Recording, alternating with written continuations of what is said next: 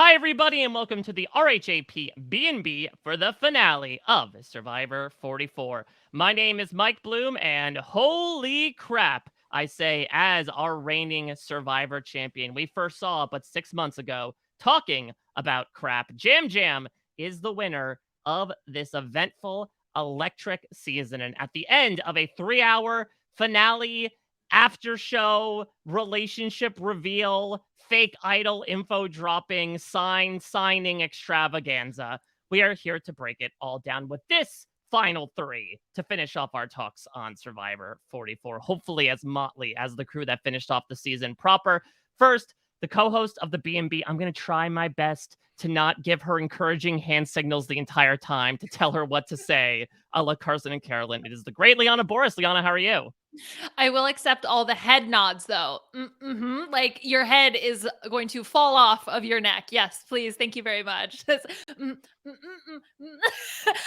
was wondering maybe they came up with a code, like a secret code where he could just be like, What, you mean like baseball signals? yeah, exactly. And he's like giving her the 1-2 of like, look, you got to do this and say this. And I don't know. I thought that would have been fun. So we're going to consider that for, future Survivor contestants. But in terms of wrapping up this season, oh, holy boy, it's over. I mean, in terms of what happened in the actual finale, it wasn't particularly surprising to me. I think it was something that a lot of us had talked about, but that's not always a bad thing. So I'm looking forward to getting into everything from this 3-hour jam-packed nonsense finale. Yeah, well, I'm excited to expect our guest to bring the fun as well, as she always brings the fire, and hopefully, unlike Heidi, for longer than 3 minutes. So excited to be joined for another finale by Ali Lasher. Ali, how are you? I don't even know what you just said. Um, I'm doing great. I'm taking a very interesting approach to coming on. Like I always love the B&B. I make no bones about it. Always my favorite appearance of any podcast I get to do, including my own. But I feel like a more of a sense of fun about the end of this season than even most seasons. Like people can say like, oh, it's corny, it's tired, they all kumbaya love each other, and those people were my co-host Brian Cohen. But I loved the love. Like to me, this is like, and look, I like when people come for each other's throats, but something about this season and the sportsmanship of it and how much they love each other and how hard they still played is unique and really fun. And I'm bringing the same energy here. I love you guys and I'm excited to just have fun with it. Yeah, I mean, Did Jeff that says work? for him, that's the hallmark of a great season. And we will certainly debate those merits as we crown a victor. Now, Ali, the last time that you were on was during the Brandon boot. I feel like the guests we've recently had on Leon, it's like, hey, you were on during the first half of the season. What does it feel like to be talking about a completely other Survivor season? Because I think a lot of people have talked about how it really has felt like a season of two halves. You were on during what would someone would argue like chapter 1 of the really good part of a Survivor 44, the rise and really not a fall of the Tika 3 with the exception of Carson. You know, the advantages have gone out the window. We get to see a lot more like interpersonal, strategic, simpler types of content. How do you look back upon the past, what is it, 5 weeks, Ali, and how it's all come to its conclusion? Yeah, so any of my friends over at the challenge RHAP up will know I don't look back generally with any accuracy. But since you posed the question, and I went back and watched the final tribal again today, so I literally looked back, and I couldn't help but think like, what if Jam Jam went home instead of Matt, and Heidi played that like advantage differently in a way that worked, or something like we would be watching such a different season. Like that one change, like little changes right around that Brandon boot, like that Matt Brandon Kane, like succession, or Brandon Matt, I don't know. But yeah, Matt Brandon Kane. Like, so one wind, gust of wind, and like the entire season is so different. And Kellen was on Twitter. A lot of people are on Twitter, like the best person of the season wins that season. And that's true. Like, I'm not a hater. First of all, I love Jam Jam, but oh my God, I can't believe I just lied and said I'm not a hater. In that context, I'm not a hater. It just slipped right out of my mouth. But like, it really is so much circumstance and luck. And I think any winner would say that. Like, you can't control everything, particularly in a game like Survivor. And wow, when you look back on that transitional phase, like one different move you know, Carolyn keeps voting with Josh, or, you know, like just like a little slip and we have a different story. I'm glad we have the story we do, but it does feel like it all hung in the balance in many different moments. I mean, Mm. literally a slip was the difference, considering that had Matthew not gotten, medevaced or chose to leave for his shoulder, then we assumingly get Josh going, but who knows? And then does that affect Murgatory, where now, like, Jam Jam is the main target instead of Josh, and he goes out there? Like you said, sliding doors all over the place. Mm-hmm. Oh, we even talked about it a little bit in the finale. They, not me. I wasn't there. I was at home being alone. I'm pretty sure you were there. Weren't you the spaghetti? Yes. No, I was the sign that they all signed. I'm now up for auction on eBay. No, that is prostitution. Okay, so I don't remember. Yes, Franny, when she's holding the thing with the stick and the ball, and like that's the whole reason why Matt went home, because of the split tribal, right? I mean, we even talked about that, and Franny was like, "No, I wanted to challenge myself. It's a decision that I made. I wanted to see if I could do it." If she steps down, right, or pretends to fall, right, I mean, then that also changes, where it's not a Jam Jam and Matt that are on the chopping block, it's someone else because their group is going. So it definitely does feel like there were so many little moments this season that really could have drastically changed the trajectory, because I think that's a little bit what Ali is getting at, is that it feels like it would have changed drastically. Sometimes there's decisions where, okay, maybe this person goes before this person, but in general, the wave of the season is going to flow. This felt so precarious for the Tika 3 that any one little thing goes wrong, and credit to them for being able to stick with it and make it all the way to the final four.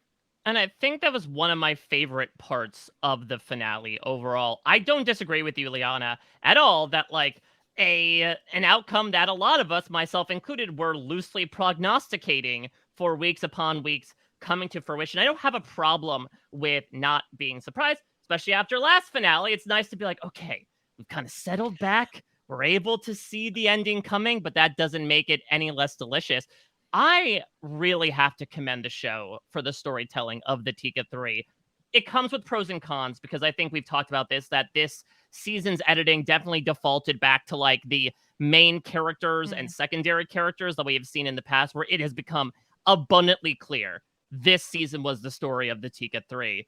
But it created such emotionally driven and invigorating content during the final 6 episode, when Jam Jam's legitimately considering turning on Carolyn. During the final 5, even when Jam Jam and Carolyn are considering, voting for each other. And especially that final 4. I know people roll their eyes and talk about like that the show is too much about histrionics now and too much crying, but I was legitimately moved by the scene where Jam Jam helps Carson make fire, especially when he has that confessional about like, people might say it's a bad move. I don't really care. I was helping my friend. That has always been Survivor to me. Screw the advantages, screw the frenetic gameplay, screw all the other things you might be able to throw in there.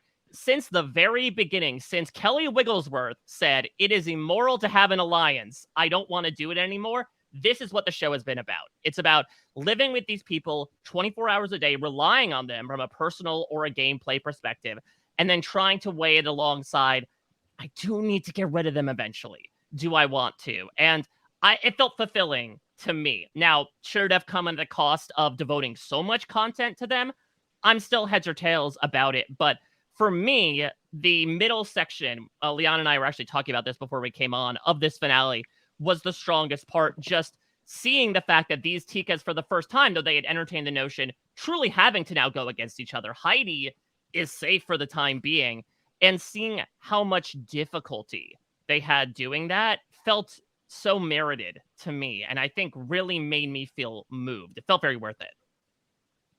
I think also when the Tika 3 are 3 of, and I love this cast overall, but like 3 of the strongest, most interesting characters, it makes it easier to sort of like say, all right, we're gonna like focus on these 3 people who couldn't be more different on their face, who like form this unbelievable bond, both as a trio and separate pairs.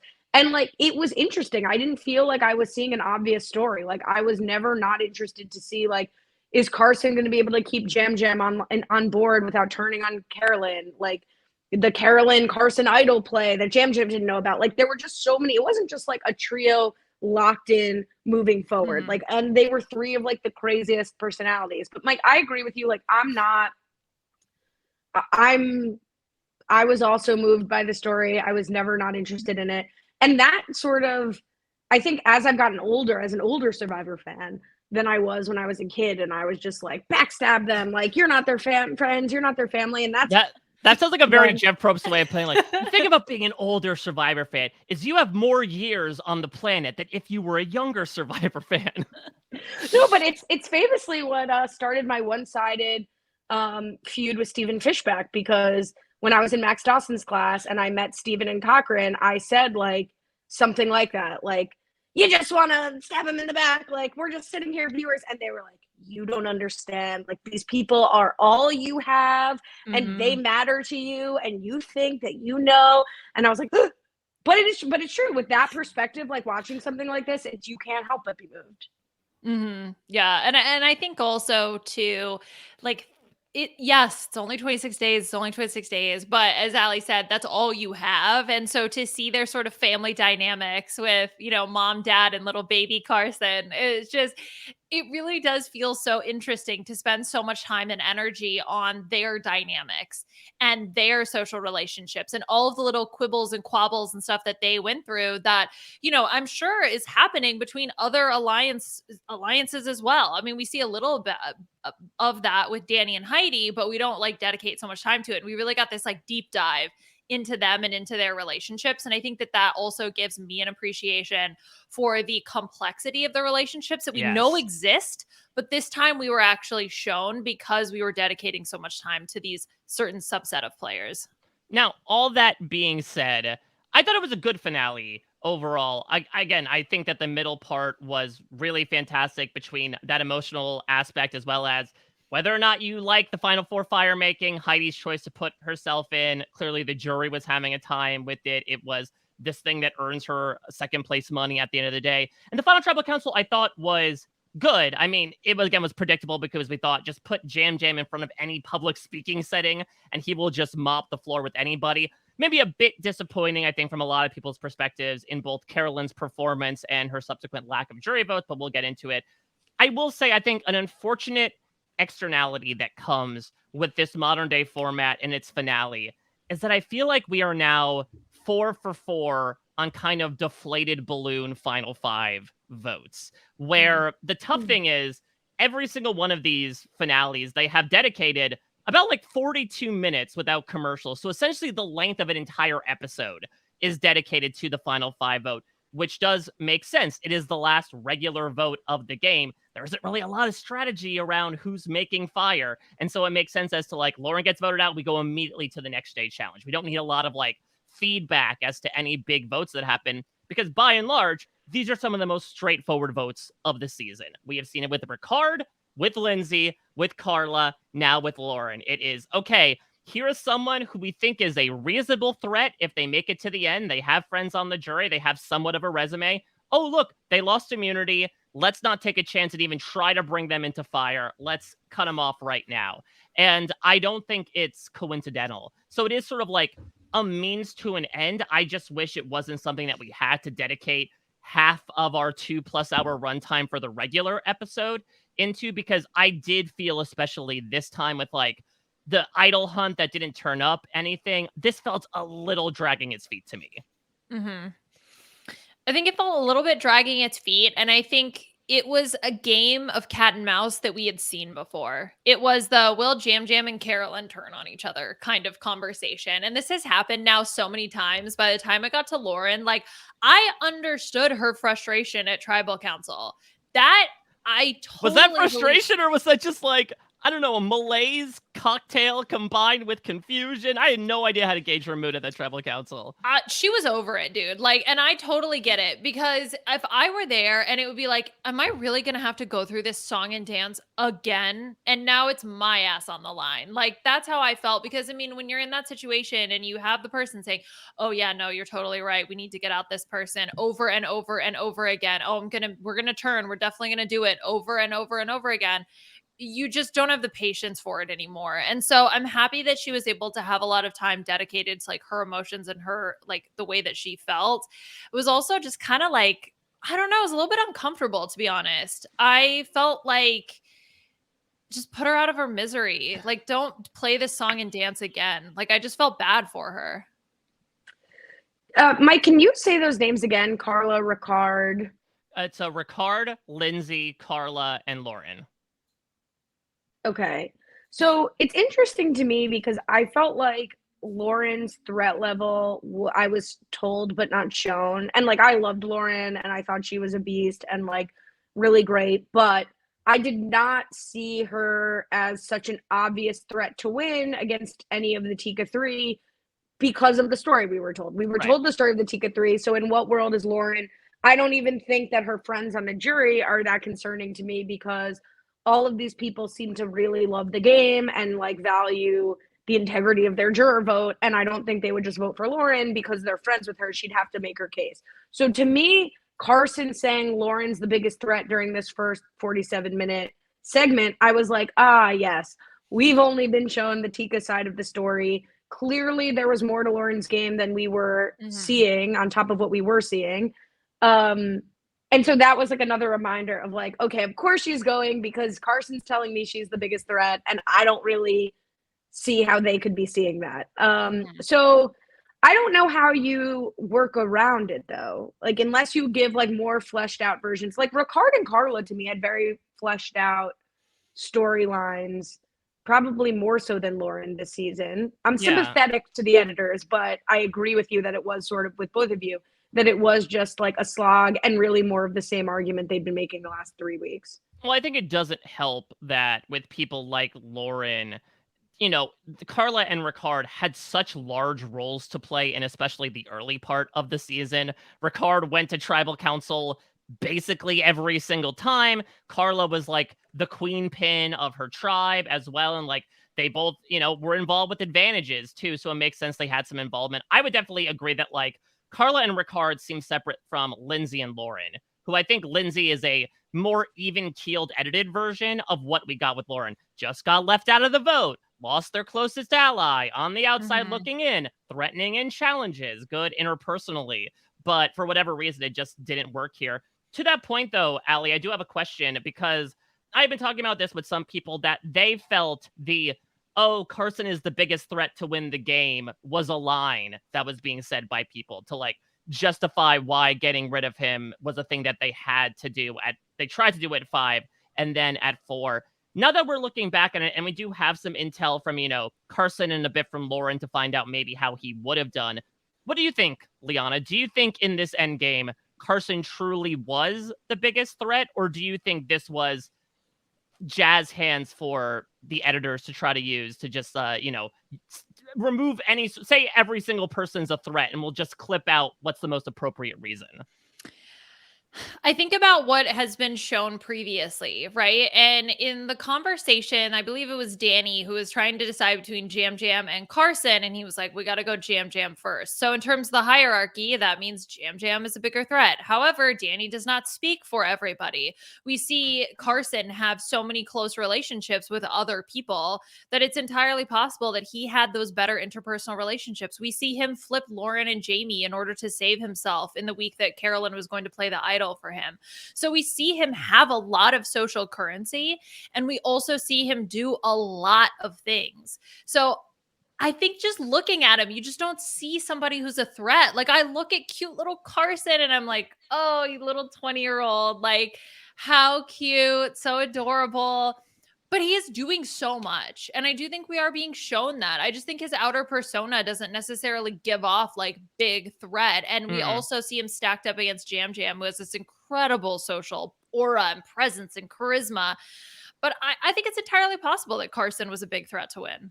I mean, is that not too dissimilar, though, from the person who went out in fire last season? Where it's like, hey, here's this guy that's kind of playing under the radar and may not have the personality that leaps out as much as the people that he directly plays with, but like is doing a shit ton of stuff behind the scenes and all of a sudden he pops up on everyone's radar at the last second. Yeah, right. I mean, just because he wasn't targeted earlier doesn't mean that it wasn't justified for him to be the most targeted person later, right? Because Yeah. everything shifts, and depending on how the jury stacks up, then that puts you in a really great spot. And clearly, like, I think he's someone who also probably would have done pretty well at final tribal council if he had not gotten in his own head. I mean, he clearly had arguments thought out based on his like whole motion thing to numbers. Carolyn. Yeah, exactly. He was ready for that. So I think that he could have articulated his game well. And I do believe that there is a world where he was the biggest threat to win. What do you think, Ali? What percentage do you assign for the truth that Carson was the biggest threat at the end game? So this is the tough part. And I read your interview with him in Parade. And so I saw him say that like he shows up to, Ponderosa and everyone's like, this was your game. Like we all would have voted for you, whatever.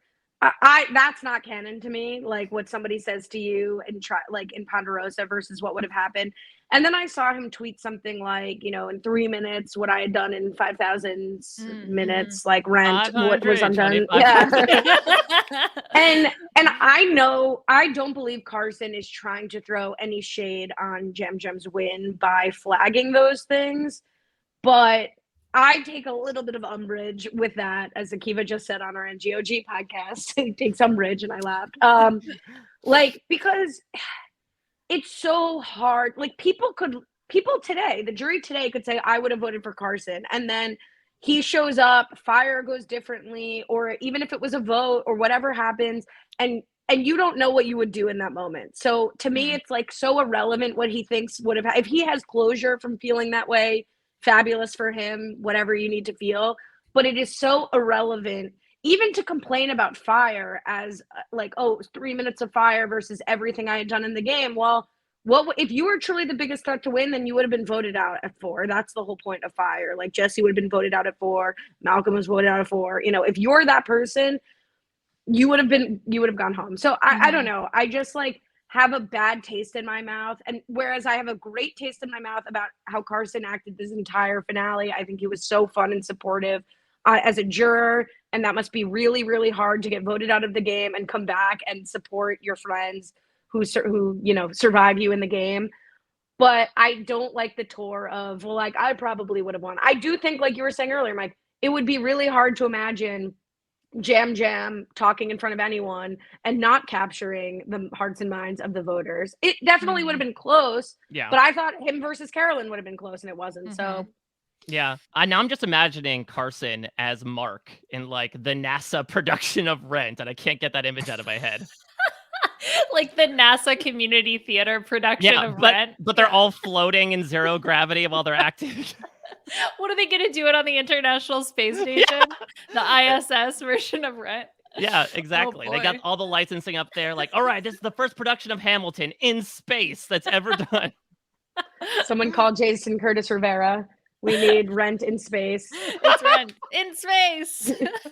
That's who needs a sequel. Sorry, Jonathan Larson. This is what your legacy has wrought. Rent in space. Well, let's talk about this final tribal council because, yeah, I mean, understandably, given Carolyn's massive popularity, to say the least, $100,000 worth popularity, the community was quite incensed as to how the votes shook down. Some of you heard this one before. 7-1-0 was our final outcome. So Jeff reasons in the after show, he says, basically, I feel like the jury, if they had 2 votes, they would be able to give one to Jam and one to Carson, and that Carolyn, and that it was just a way of, I want to vote for Atika, but it's a matter of figuring out which one was better. And in this moment, and Carolyn herself would admit this, that like she felt her argument shut down, that she didn't put out the best performance she could do. She got in her own head, much like her, Island Sun had done a day ago. And Jam just absolutely thrived in the sunshine while she kind of recoiled into it. I mean, Liana, you have been the resident Carolyn stan since the very beginning, since those salad draft days back in February. What was your reaction to this final outcome? Are we stung as much by the lack of Carolyn votes here? No, I wasn't surprised at all. I've been saying this since we even hit merge, that she has consistently been shown to be undermined and to not be respected consistently. And that's something that hasn't changed. The editors have included little moments of her not being shown the respect that she deserves. And even with the idol play moment, it was still like, wasn't even a full win for her. And so I think that to me was something that carried over. And like, I mean, I'm happy in the reunion that everybody is like, oh, we such appreciate you being your authentic self. And Franny is talking about how, I've changed so much getting to know you. But at the end of the day, they don't respect that as gameplay. And that's why they didn't vote for her. You can appreciate someone for like, oh, that's great, live your life. But at the end of the day, they don't respect it. Ali, what did you make of this conclusion? Juries hate women. Yeah, I think that's another Brian Cohen tweet. He was like, "You could say you changed my life. I don't care. Give me $1 million." Like, so you know what? You know who we should really salute? Danny. Danny, the lone man to support women in this jury. Yeah, the biggest loser tonight that night was Danny's mom, but otherwise, Danny does support. Yeah. I'm just imagining this big woman like Shrega Nona holding a pasta pot, because I guess that's how I imagine Danny's mom is. And is like, Danny, why did you vote for me? Come on. I disavow that. I disavow Mike Bloom's interpretation of what he imagines Danny's mom to be. I'm imagining Danny specifically in like a babushka and like a big dress. Danny in a scarf wrap. Yeah. Yeah, I mean, I think I said it on too when I was on with Mike. Like, I never thought Carolyn had a chance to win the game in the same way that I never think anyone like Carolyn ever. I mean, we really haven't had someone truly like Carolyn, but what makes this one bittersweet or harder to sort of, attack is that Jam Jam to me is such a deserving winner. It's not where somebody where I can't understand is getting the flowers here in favor of Carolyn, who played a superior game. Like, I can buy that, we're in Tony season. I can buy that it's like, there's a world where voters would want to split between the two of them and have to kind of figure out they're in the same show. Like, they were both great. Like, I don't know. So I don't feel like I have such a bitter taste in my mouth that Carolyn didn't get any votes, but on the heels of so many other juries overlooking competent, strategic, potentially emotional women and not rewarding those elements of the gameplay that people feel like, you changed my life, but I'm going to vote for this man over here. Like, that makes it harder to swallow. But here, like, I don't take anything away from Jam Jam's win.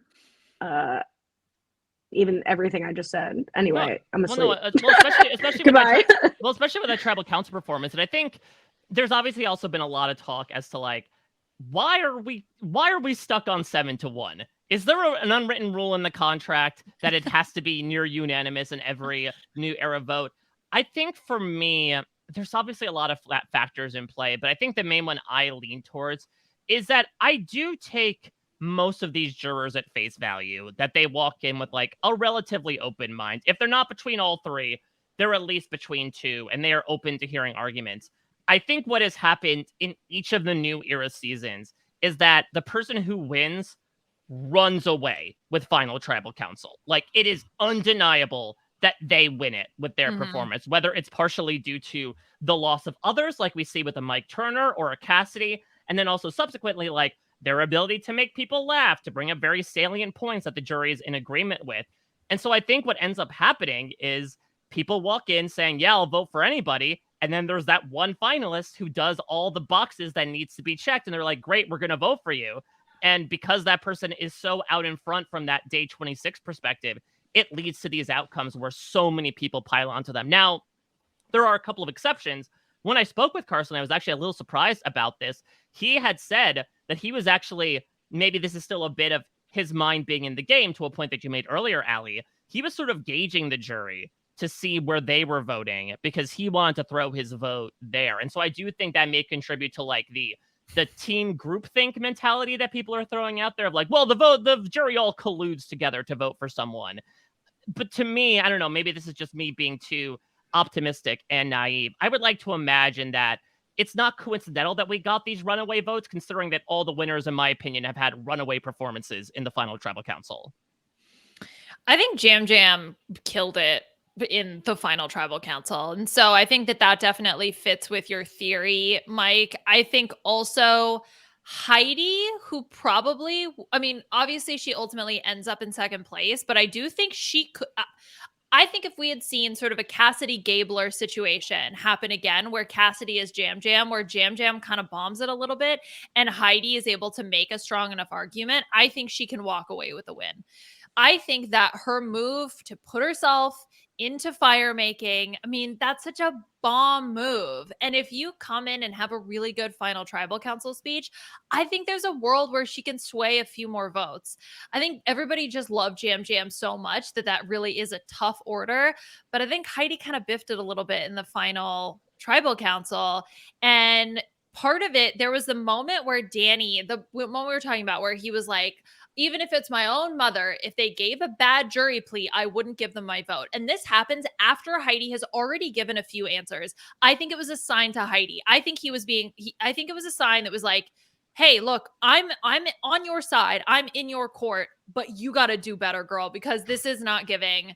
Oh my God, a banger of a season. Yes, Matt Blankenship. Sorry, just because it's giving live tribal. Oh my God, it's a banger of a season. So anyway, okay, so I think Heidi flubbed. I could see some moments where I'm like, oh my God, I've been in this situation before. Thank you so much for your question. Yeah, I this is a appreciate great your question. I was like, no, I was like, you're not giving a And by the way, might I presentation. This is also throw in at tribal. the end of here that I would be the oldest female winner should you crown me in this moment. Oh my gosh. I don't know. I felt bad for her. And you can kind of like, once you get that negative reaction from the jury, it just kind of like starts to fall apart, and like her interrupting Jam Jam. There's just like so many moments that didn't work. And I think she kind of shot herself in the foot a little bit with Final Tribal, because I think she could have had a really, really strong argument at the end. Yeah, I agree with everything you just said. I think Heidi playing it like a politician at, a town hall was a mistake. And I think, the comment of like, we could make history tonight was one of those. I mean, we're all podcasters. I don't want to speak for you guys, but like, you might take down a few notes about something and be like, ooh, that's a funny thing. I want to say that. And the moment doesn't come up for it, but you're like, I've got to get that in because that was a great point. Yeah. Literally, it was the "is this anything" question of like, by the way, have you voted for me? This would happen. Is this anything? Almost female woman? Does this work? And it's just like, oh, that definitely sounded so good to her on the beach of like, oh my God, like I could really say this and move people. But like, we don't usually see Final Tribal being treated as an election, like a vote for me. If you give me your votes, I will represent the seat. Like, it's not Miss America. Like, this isn't, so I agree that Heidi kind of flubbed it and she had a chance. But, what's interesting is the criticism of Carolyn from everyone about how she performed. Not that she's being like attacked, but the general consensus is that maybe she flubbed it. I didn't hate Carolyn's answers. I think the problems for me were sort of not her fault. I think the treatment of her question about the challenges, it's like maybe 5 minutes of your time going to how you sucked in challenges is not the best use of the time. Like, okay, I sucked in challenges. I own it. I was surprised, but I pivoted to like, this is how I got myself out of that situation. I always hate that part, especially in this circumstance where it's like, all right, let's get into the challenges. Between the three of you, one of you has won 1, one of you won 1, one of you won 0. Like, this isn't really a talking point amongst these three particular people.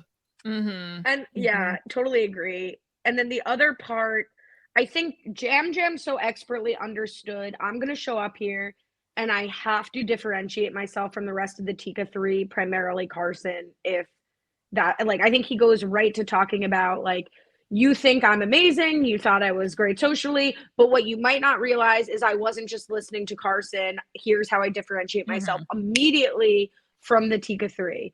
I think Carolyn was like, I bonded with Carson and I bonded with Jam Jam, and that was my successful game. Whereas I was disappointed in that she did make moves without Jam Jam, and I think she didn't highlight those. Even let's go back to like the Sarah vote. Like, I don't care if it's pre-merge. Like, go back to the ways you broke away and you came back strategically separate from the person next to you. I think that's where she sort of dropped it. But I don't think it was like an atrocious performance. No, I think though where she ends up kind of falling and Jam Jam ends up standing proudly is purposely like vocalizing their emotionality. I was so bowled over by Jam Jam's answer about the whole twinkle in the eyes thing. This might be hyperbolic. I think this is one of legitimately the best descriptions and vocalizations of EQ I have ever heard of. Like, I can see when you're happy and when you truly believe in something. So when you don't have that, that's how I know that you're lying to me. I thought it was something that he put together so masterfully to say, yeah, this was being me. Like, let's not take away from that. But at the same time, I use it to my advantage. Carolyn with somebody who, Carson tells me this story where the day that she played the idol on him, she had faked this crying session to be like, Carson, can I see you for a second? And then they went away. She's like, okay, the bullshit's over. Here's what we're doing. And then like splashes some water on her face to pretend that she's crying when she comes back. What's interesting about that is a moment that actually invokes the one I mentioned before with Jan Jam and Carson when I spoke with Carolyn about this and said, like, Carson had mentioned this moment and said that it would have been badass for you to mention. She said that it was a part of her she actually didn't want to present. It was something she didn't like talking about. She felt ashamed of that part of herself, which is weird because it's part of the game, but she felt so duplicitous being somebody to use those authentic emotions against somebody, to manipulate somebody. And so I do feel like that ended up unfortunately being a bit of her Achilles heel, is that while Jan Jam was somebody to go at that crossroads and say, yes, I made these relationships, but I was able to weaponize them, Carolyn did not necessarily take that path. She went with peace instead of war. And I think that was a large reason why she doesn't end up getting votes here.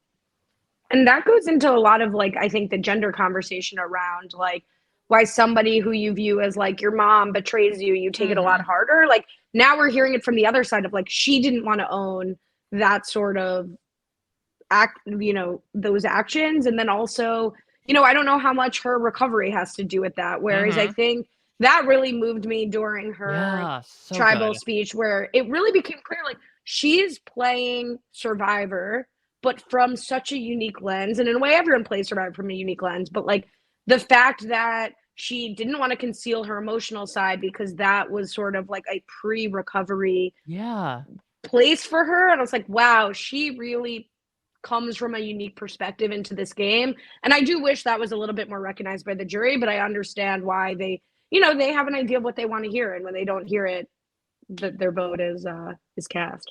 I can totally understand why she wouldn't want to play that up as like, this is why this is a strength in my game, because when you're coming from a place of like, I don't want to feel anything, I am going to use substances to not feel this way, to then have to confront all of those feelings and like learning that that's an okay and acceptable part of you and to embrace all of those things, then it becomes this thing of like, you want to be proud of, and you kind of don't want to use it for duplicitous purposes. But at the same time, like, sometimes you can't help it and you do you may play it up a little bit more. And so I can see why she would feel a little bit ashamed of those types of things and then not want to make it part of the argument, because it also then she might feel like undermines the whole authenticity of emotions that she's trying to advocate for. Yeah, that speech was so beautiful to me because it really, I think, put a picture in my mind about the difficulty that she must have had playing too, with her kind of going in already with this mindset of like, I can't not be me. That's the one thing I told my son. That's the thing we kept hearing throughout this season. And I don't think we really got a why specifically. I think we made assumptions about a why in the previous 12 episodes of like, well, she learned through recovery that she wants to be herself. But for her to literally say like, if I did that, if I steeled myself, then I would be going back to that dark place. That is incredibly pressurizing to put yourself in inarguably the lowest point of your life for the sake of $1 million. It's a really questionable sacrifice to make. And I'm so happy that she got to vocalize that. I have been beating the drum as hard as the music editors do during a tribal council about how much I feel like stories like Carolyn's about addiction and recovery need to be talked about more, especially on a show like Survivor, where it has been so surprisingly scant over 44 seasons. And I'm really happy that even though, to the point, it did not translate to jury votes, she got to vocalize right at the end of her game why she played the way that she did, which was, to a certain extent, she had no other choice. She could not revisit that point of her life because that is, calling it a slippery slope would be quite mild. It just hurts, right? To like go back to having to bury those emotions and not actively work through them and address them. It's like, it's just such a painful thing to do. And like, you can't do that. So yeah, I was like sobbing like a baby listening to her speech. I mean, I just think I've always been fond of Carolyn, as you said, from the beginning. And I am so happy that she was able to share her story. While I do wish that she had won. Of course, I was rooting for Carolyn, but also I think Jam Jam was just so outstanding and so stellar. So I'm at peace with it because what matters is how I feel. Hey, now you're talking like Survivor Twitter. Right. Well, and I think to see so many people like recognize her too, right? I think that and to recognize the game that she can play, because again, even in this final tribal council, there's this conversation of emotional player, strategic player. They are two different things. And it's not like your emotion reveals some type of strategic judgment that you're making. And your strategic judgment, the reason why you're making a strategic decision can be based like I'm beating this horse forever that there's so much interplay between the two. And I'm so sick of them being on opposite sides. Like it was literally said they're on opposite ends, and that's not true. And for someone like Carolyn to come in and to try to help bridge that gap, I'm just so thankful for. Yeah, and that's the hope, I think, with the success of this alliance in general. Jam Jam is someone else who I think low-key had to deal with this the past couple of rounds, right? When it came to Carolyn's my biggest threat right now, but I don't want to get rid of her because I like her. He told me himself, he's like, yeah, if I don't like something that my heart is telling me not to do, I'm not going to do it. And that's essentially the reason why he doesn't vote out Carolyn. And so my hope is that this does widen the breadth, I would say, of ways that you can play and win this game. I think the new era has been really great about that, depending on what your feelings might be towards those winners of like, okay, you don't have to win always by winning 3 challenges, being a white male age 22-36, making an alliance within an alliance, etc., etc. Like, I think we've gone from a blueprint to an outline of there are things you certainly can do, but there are parts of your personality and your own perception that you can infuse in there to make the gameplay a little different. Mm-hmm. Yeah, definitely. Isn't it wild that I don't want to speak for what you were saying, Liana, but like I do feel like a good amount of my closure with Carolyn getting no votes is provided via the Sia Award, which is just like, what world are we living in that like, no, totally. Well, she got $100,000 from Sia, so that feels like that's the correct award. She won the like you're a great person award and the fans love you award. Yeah, no, totally. That's Ali. That's exactly when Puya told me that happened. I was like, okay, good. At least someone like is gonna give her. Is this the closest thing we have to a monarchy in America? Is like, well, we can't vote for it. We're at the whims of this one random rich person to determine if the means of production can be distributed fairly. Yeah, it's good. I love it. It's classic America. Even though I think she's Australian, so maybe she's bringing that over from the late Queen. But yes, for those of you that don't know, we have 3 Sia winners this season. Carolyn received, I believe, the highest amount in Sia history, $100,000, which I do think. I don't know if the other amounts got jacked up during Winners of War as well, besides the winner. But I think I want to say around like $195, because I think it's $85,000 for third place. I think it's $10K for the after show fee, and then the $100K that she got from Sia. She may, like Taylor Hale style, be the most winning, non-winning Survivor contestant in terms of money for a single season. Yeah, that's yeah, I saw somewhere that she had made more money than Heidi, right? So like because of the Sia money. But I'm trying to remember how much money Sia had given previous. I know she gave Ty $50K, so right? I believe she actually gave like 50 to him and then like 50 for him to donate to an animal charity. Okay, that's why. But I think it usually peaks at 50. Like I feel like Janet got 50. I feel like Jesse got 50. Got 100. Jesse got 100. Okay. I think Rick got 50 maybe. Like if you get close to the end, you get like the 50, 100 range. If you're just one of those also rans, you'll get the chump change of like 15 to 50,000. What do you think of the Carson Award? The like I had to watch that twice. So she's like, I'm going to give you the 15, and then whenever I think of you, I'll give you another 15 as long as I'm able to for your NASA studies. Yeah, that's weird. Like, what weird conditions? Can you put that in a contract? The when I think of you clause? Oh, yeah. I mean, I think it's very easy, right? I think you hit social media like nobody's business. Tag Sia in every single picture. Post what you had for lunch. Tag Sia. Post your poop in the toilet. Tag Sia. She needs to think of you because by this logic, by Airbud rules that Sia has trapped herself into, when she thinks of Carson, she has to give him money. She didn't say for good or for bad. Right. Just when she thinks of him. The hope for me, if I'm Carson, is that like twice a year when she's doing the Survivor Award, that she'll flip him another 10 G's or 15 G's every season, twice a year, Well, here's once a actually semester. here's the good news for Carson is that there has been some discourse about like, is Survivor casting too many of the white male nerds with glasses? Could it be possible that when Sia watches it next season, for example, she's like, you know who this guy reminds me of? Carson. Damn it! I gotta pay him $10,000 now because I thought of him. I think you're gonna say, here's some good news for Carson. I'm gonna give him $15,000 right now. Yes, and my next B&B will be coming to you from a cardboard box instead. Yes. The Mike Bloom Award. So prestigious, incredibly prestigious. Before we start going into our usual ish, one other thing that I want to ask, because this is another overall question that has been making the rounds. Now, I think something that a lot of people have been talking about is we are 4 seasons into the new era. I think we are very much getting used to what the usual run of this is, for better or for worse.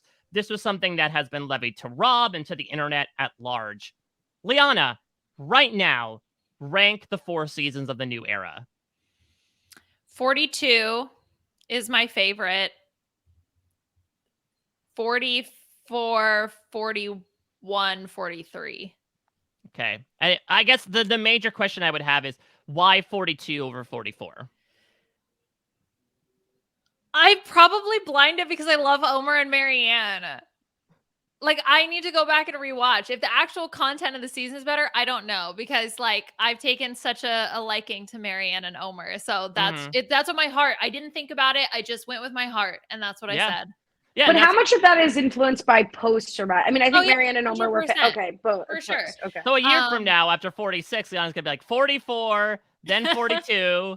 Then 46. I don't know. Maybe Omer says something offensive to me and he drops to the bottom. Like, it's entirely possible. You never know. The man's spitting hot fire on Twitter nowadays, okay? You never know when you might be in his crosshairs. I can say that from experience. He's just total chaos. Like, the man is ridiculous. And I mean, the thing is not that there's not people on every season that I like and that I like interacting with. But I think, like, if I remember correctly, I had a fun time during 42. And that was just what my heart told me to say. So I said it. And sorry, you put 41 last? Is that what you said? I put 43 last. Oh, 43 last. Yeah, I think that's right. I might put 44, then 42. Yeah. Then 41, then 43. The result of 43 was so frustrating. But yeah, I mean, also I feel like 41, Knowledge is Power, was a new guy on the block, and it like worked so excitingly. Like, right? Am I thinking correctly? For me, I hate the way they edited Erica. Like, I can't get over that, and I will not forgive that. And like, even though it was fun, you had really interesting characters like Shan and Ricard and people who really captivated. I'm sorry, like, you just don't do that to your winner in this day and age. Like, I'm like personally offended for her, even if she doesn't like care.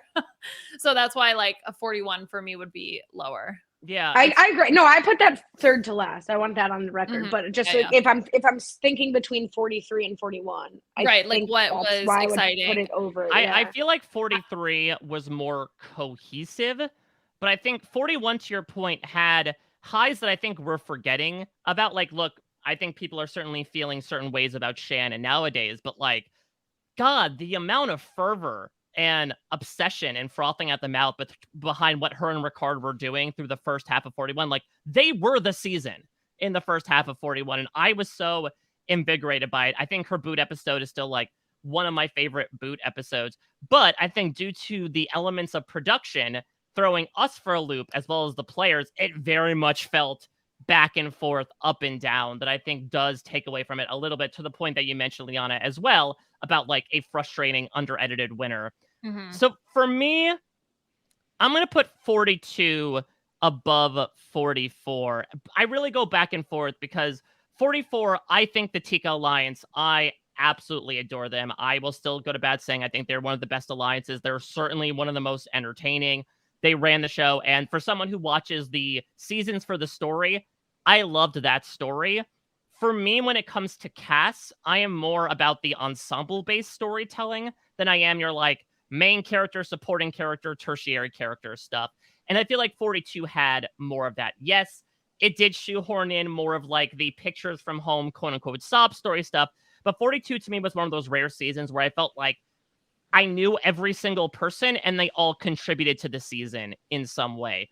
With no offense to 44, the story just wasn't being told that way. As we mentioned before, people were certainly there and were involved in the story, but it was so Tinka-centric. We were celebrating this special, unique thing with all these special and unique people that kind of got thrown to the side.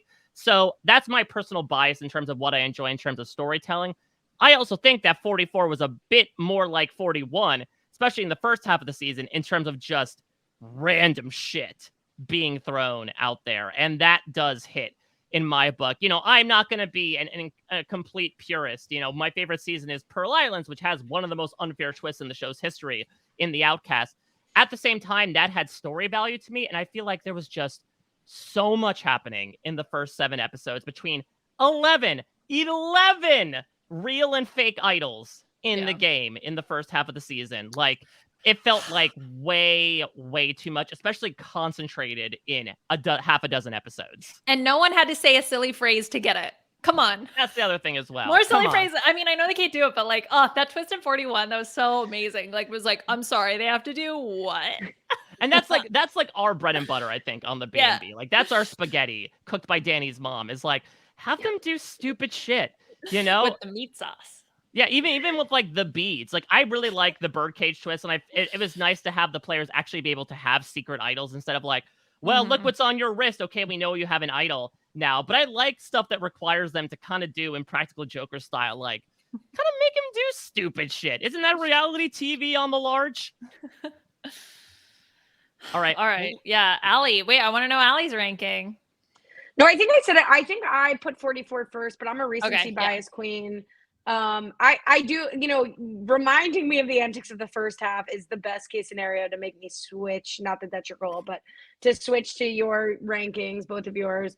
But like, you know, come back to me in a year and we'll see where this lands for me. But right now, like, I'm such a stan of Jam Jams and Carolyn's. Like, I bought lavender sandals because Jam Jam wore lavender sandals. Like, Jam Jam is so happy to be the Regina George of the season. Yes. I really, really am just like relishing in this win. I mean, but Marianne had that impact too. So it's really like probably splitting hairs for me between those two seasons. I love this. So Regina George got hit by a bus, and Jam Jam at one point said he was going to throw Carolyn under the bus, the train, the submarine. Then who is Gretchen Wieners? Carson? Carson, yes. But then who's Karen? Carolyn. Or Caddy. Yeah, Carolyn is Katie Heron, I think, because she would make animal noises like Katie did from being from Africa. So like, I almost think Heidi in the final four is Katie because she doesn't really fit in. But I would also say the Karen I think is Jamie. Karen is Jamie. Like, I think Karen. Oh yes, sorry, I was thinking Karen for a second was Lizzie Kaplan. So I was like, what? No, that's Janice. Yeah, no, Janice. Maybe Carolyn's Janice. Carolyn has a little bit of that Janice attitude to her, at least like the not eyeliner that she had the entire time. But I think who's Damien?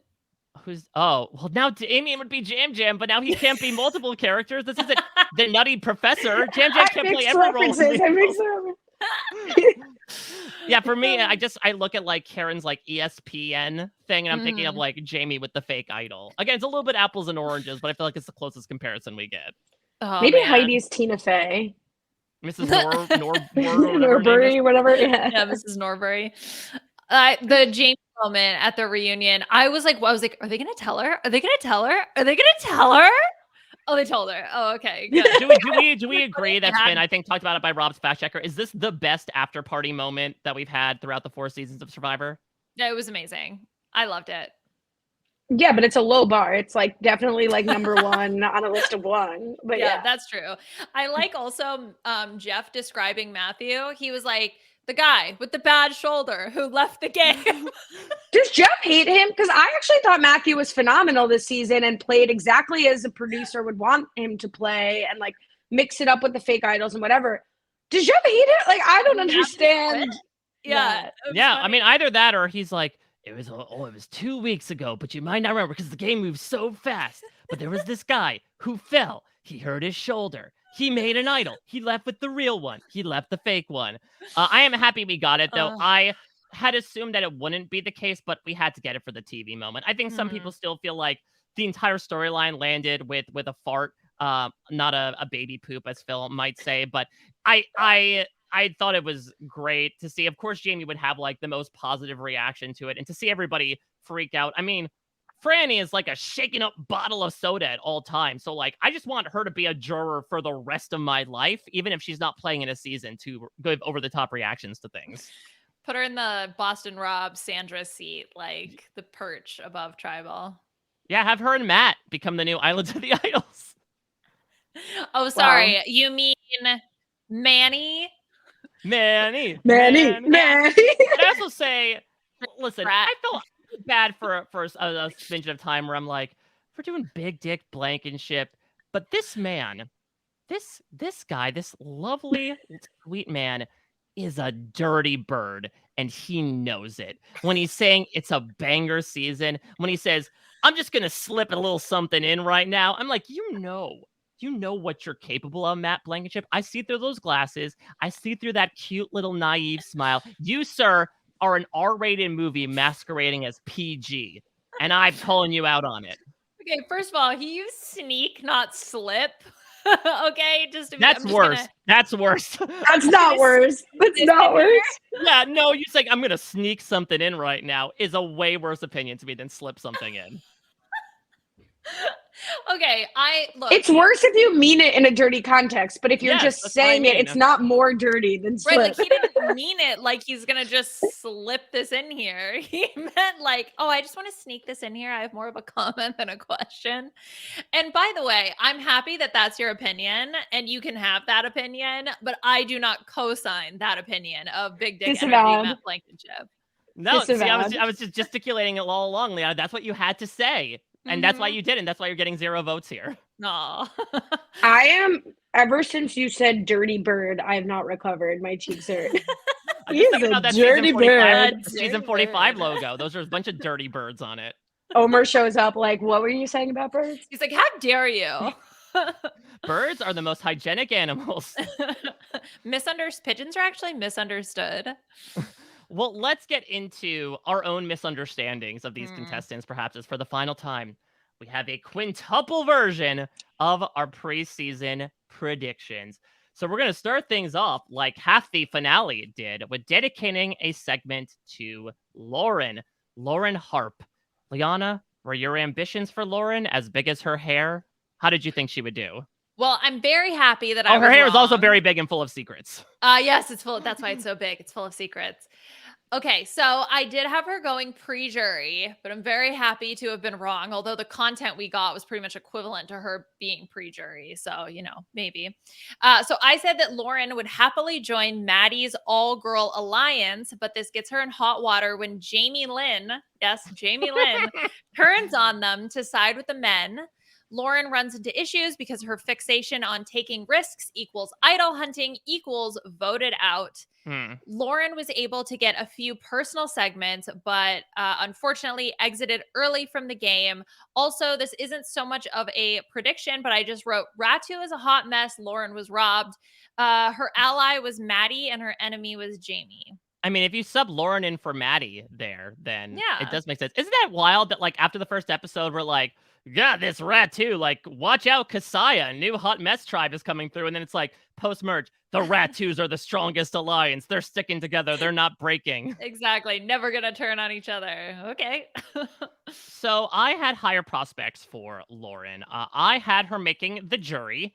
I said that true to her pregame promise, she'll be the first to go on a journey for her tribe, which nets her an idol, which is good for her first tribal council. I guess that's Opa Gabler style.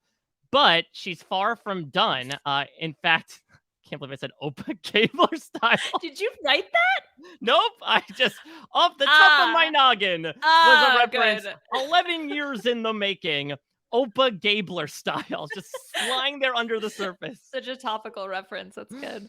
But she's far from done. In fact, Lauren soon becomes a magnet for idols, grabbing the birdcage one for Ratu while no one is the wiser. Her hair soon becomes not only big, but full of secrets. Oh, okay.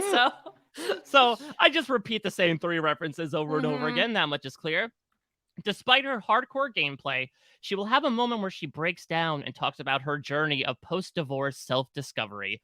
In the post-merge, she tries to get tricky and plays one of her advantages on Brandon to protect him.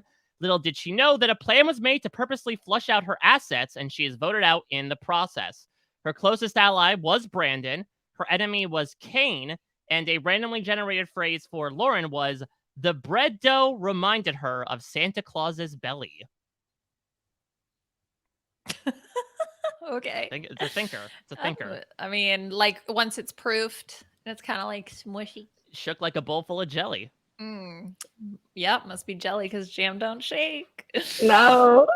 So you put the Mean Girls reference about her hair in your prediction, or you just added that now? Nope, I literally wrote it. That freaks me out. That's weird. No, that's what he's saying. He makes it style. This is no Opa Gabler style, right off the top of my head. Mm-hmm. All right. We're going to keep stopping in on you, Ali, for little pit stops as to who's doing better on these. So yeah, so obviously I took notes during this delivery. I love this. So professional, very Carson style. Opa Carson style. Opa Carson style. Yeah, I crunched the numbers. Liana had 22% of things correct. But so, I mean, the pre-jury, it's not all about placement, but the pre-jury pre-merge, post-merge is a good point for Mike. I think now I can't even read my notes. What was going to adventure? Oh, well, that you thought Lauren goes on an adventure and comes back with an idol. She does have that advantage early on that like is talked about. So I think Mike is doing marginally better in the prediction than Liana. It's fair. Win by a hair, Lauren style. All right. The issue though is predicting things that I remember. Like everything Liana said might have been true, and I just don't recall. So sorry. Yeah, is that very much like the strategy, the next level strategy of like have this person go first, so that Ali won't remember what they said by the time it gets to you. Literal recency bias. Oh boy. All right. Well, I will start then to make things fair about Carson. So I had Carson making the jury.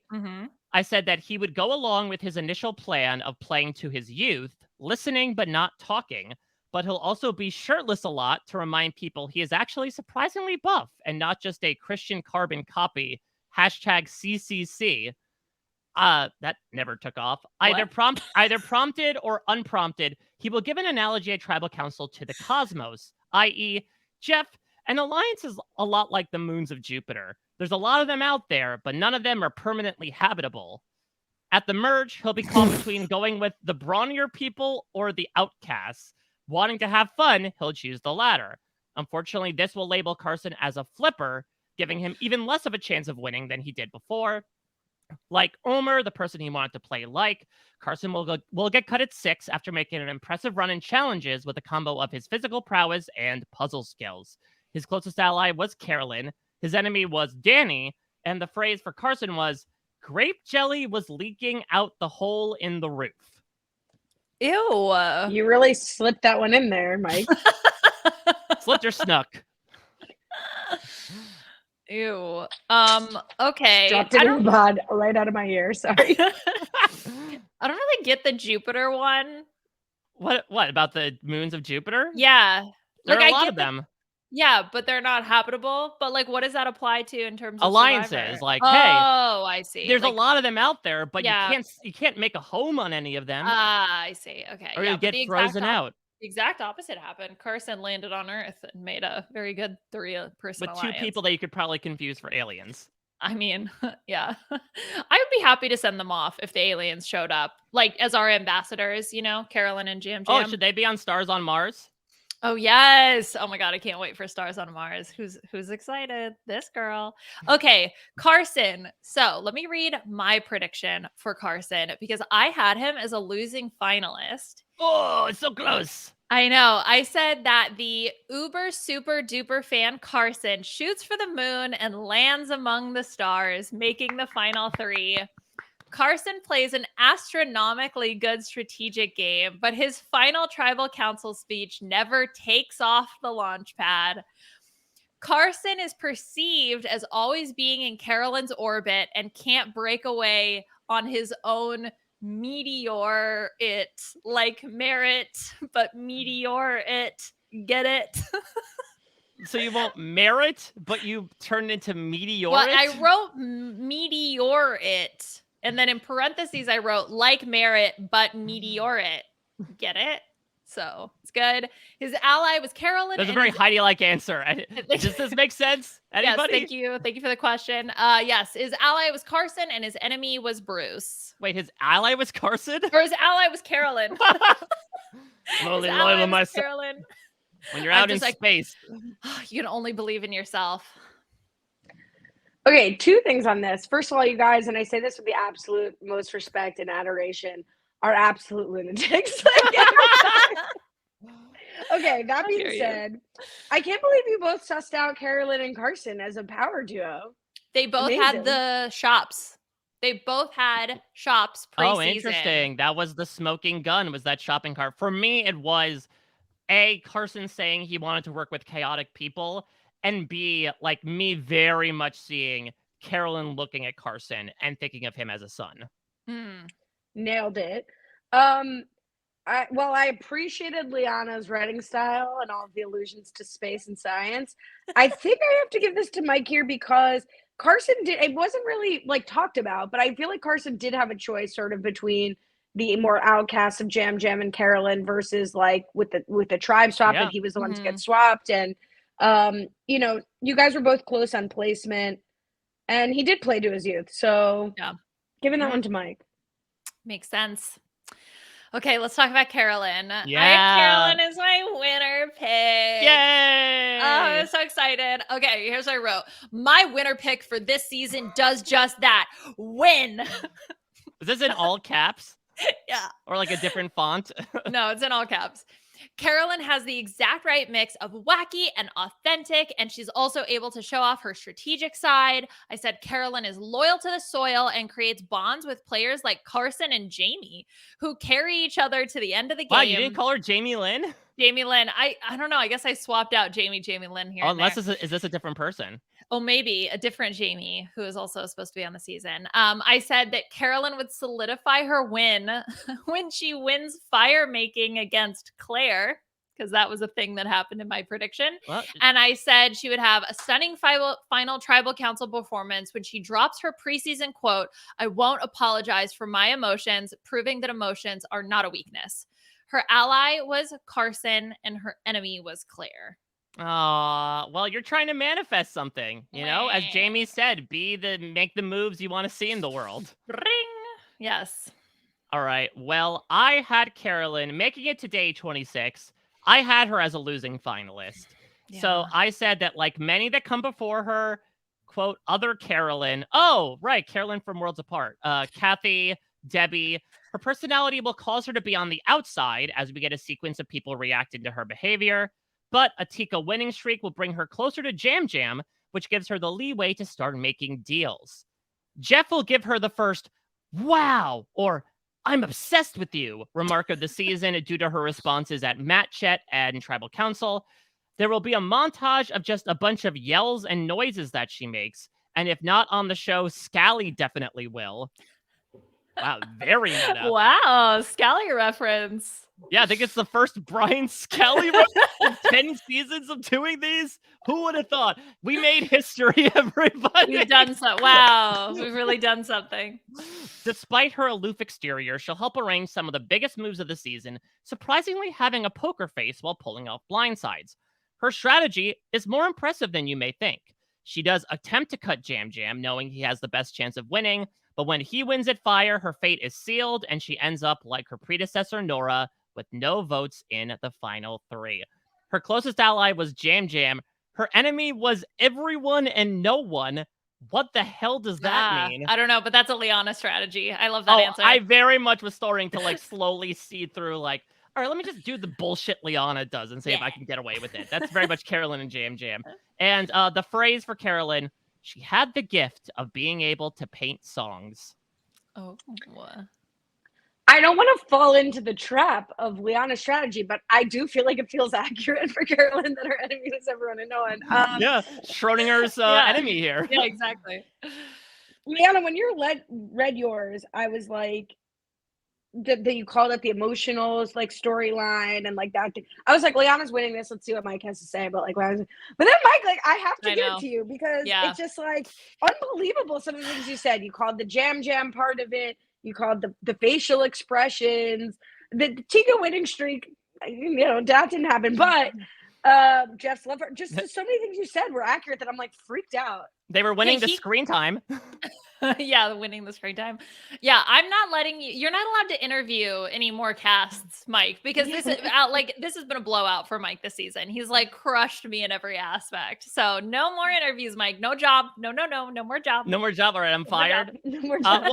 What's interesting? I fire you. Now you are the true work wife. Now it's the answer has been confirmed. I mean, no, it's interesting because like. And we'll get into this with certainly one of the final two that are left here. Like, I don't know, for me, I think that really the only like major surprise for me in terms of performance was someone like Claire.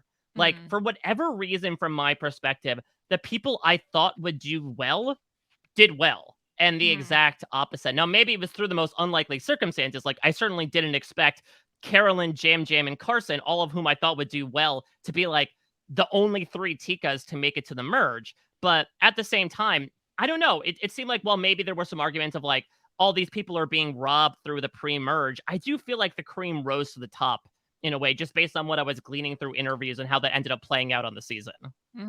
Yeah. So you have to do these before you interview the cast.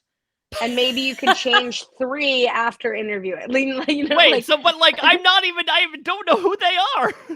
Well, that's the price you pay for working in the industry. Yeah.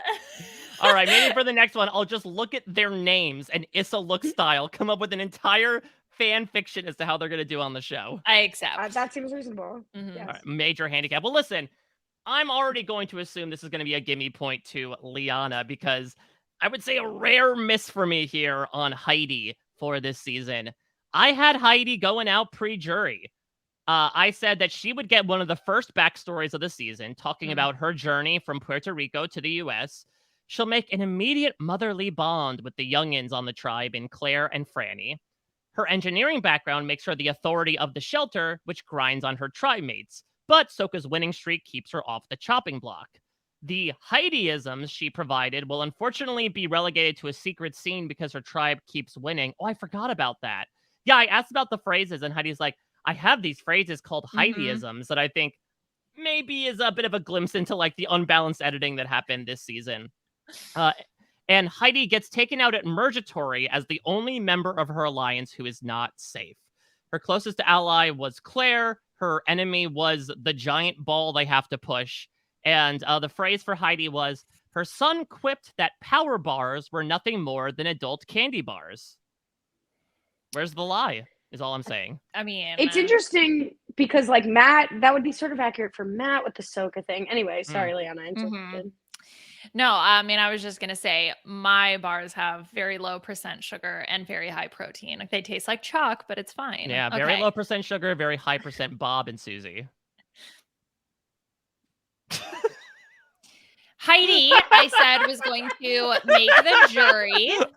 I said that she is the most old school player out there, valuing loyalty above all else. And because of this, she creates a super close bond with Franny.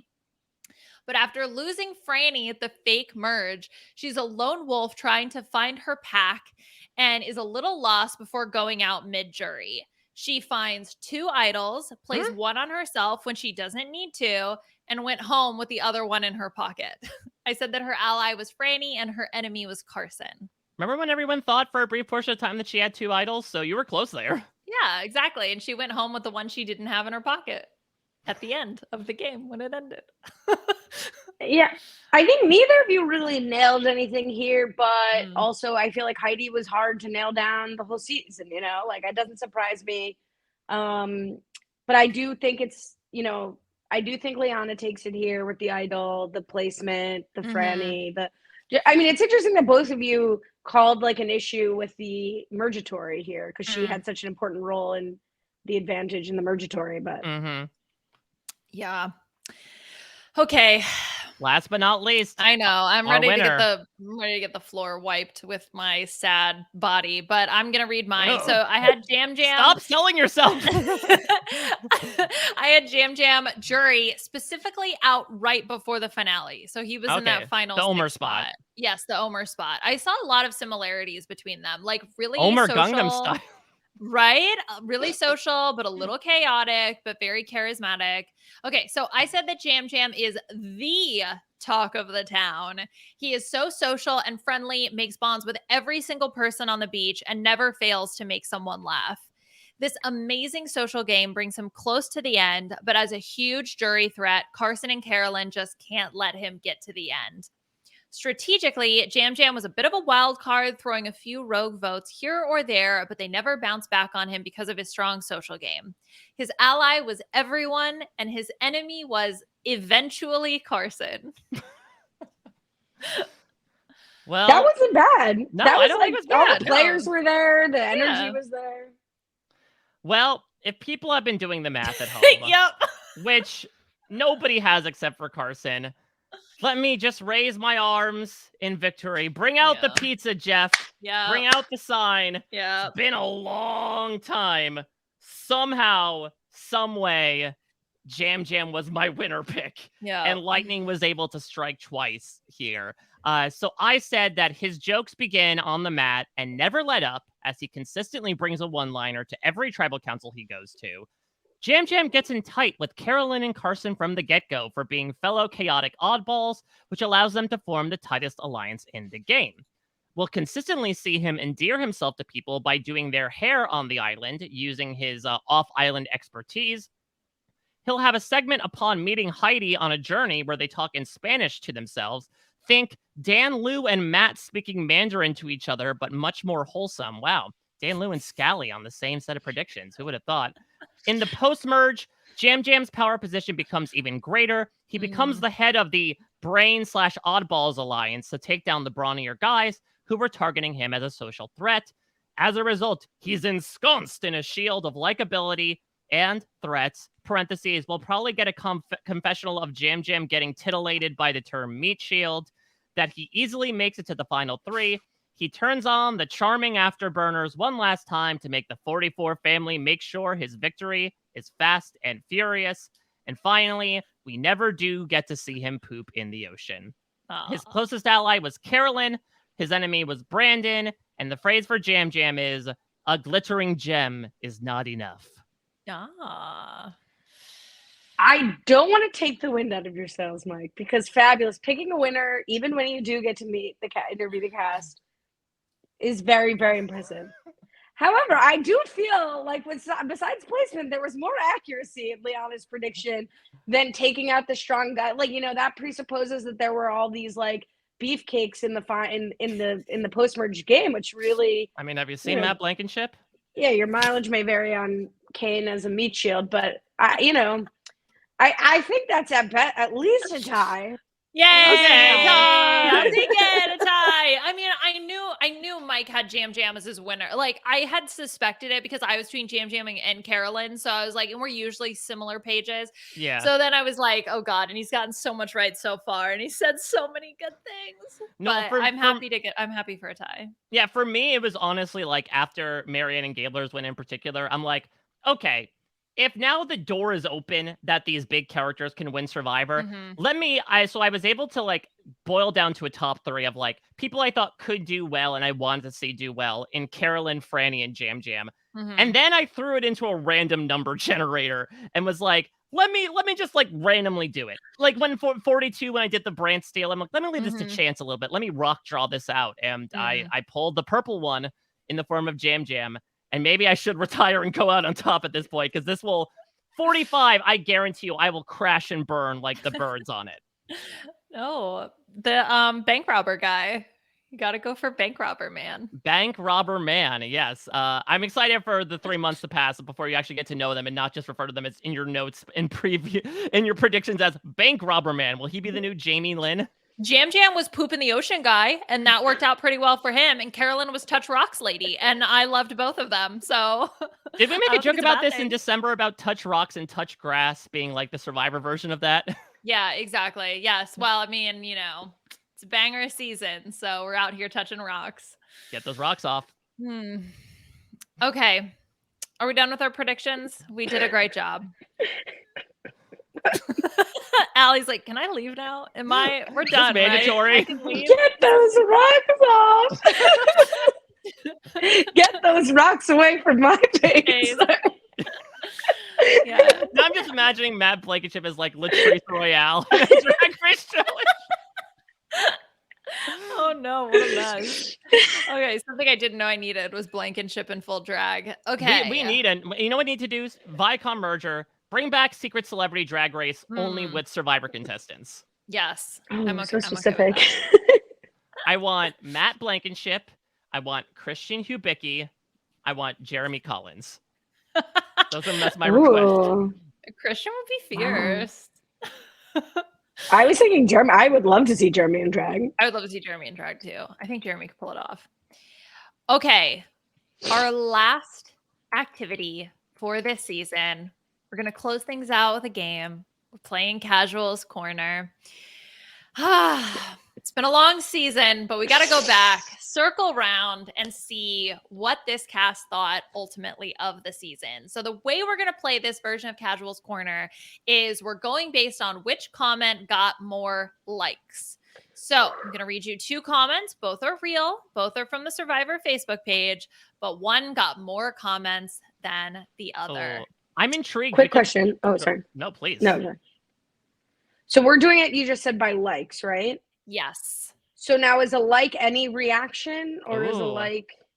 A like is a like or a heart. I'm glad you asked because I do look and see what all the reactions are. Because if it's like a laugh, I don't include that because you could laugh for multiple reasons. I could be laughing with you or laughing at you, and I don't know which it is, so I choose not to include it. Like Mike, I'm always laughing at him. Ali, I'm laughing with you. You know what I mean? Right. Except for that sugar reference I made. That was no reaction. That was just nothing. You just scrolled past it. I will say what I'm intrigued about with this Casuals Corner is, despite the fact that I think the 3 of us are kind of like in near unanimous step with our thoughts on 44, I have to say, sort of surveying the fandom over the past few days, 44 might have the most all over the place popular reaction that I have seen from a season in quite some time. I have seen people say, top 10 season of all time, top 10 winner of all time, obviously from the feel-good value of the ending. I've seen some people say, we are in the new dark ages of Survivor. 44 was all the same. I couldn't finish it. And most of us being somewhere in between, but it just feels like an interesting confluence where I can't think of a season in recent memory that either people absolutely adored or people have been actively using as a reason to say, like, Survivor's the worst it's ever been now. Well, let's see what the Facebook casuals think. Where are they going to fall? Because I will say in general, I felt like there was to me, it felt like a little bit of consensus, although there were varying opinions with different amounts of response. So that's why I chose to do this version of the game, because I wanted to sort of like get a handle on all the major topics of this season to see where the casuals fell.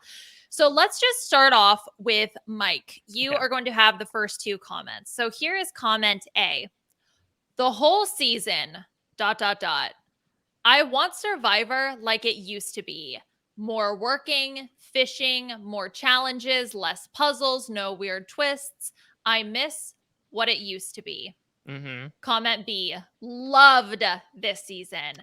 I have been watching since it began. This was a great season. Congratulations, Jam Jam. You did an excellent job.